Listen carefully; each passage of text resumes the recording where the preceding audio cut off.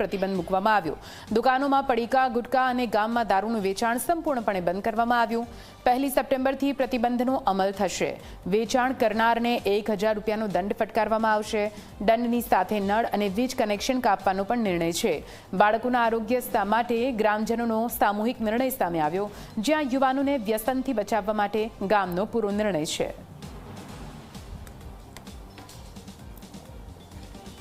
તલાટીને સરપંચ નક્કી કરવામાં આવ્યું, ગામ સભા આપણે બોલાવીએ અને બોલાવીને નક્કી કરવામાં આવ્યું છે કે બાદરગઢના અંદર પડીક 10 રૂપિયાનું 5 રૂપિયાની જેનાથી બચ્ચોના પર ભયંકર બીમારી આવે।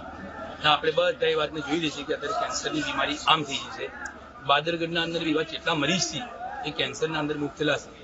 એ નક્કી કરવામાં છે તમામ ગરીબ મનુષ્યોનું નુકસાન કરીને બધું પર સંપૂર્ણ કરવામાં આવે છે।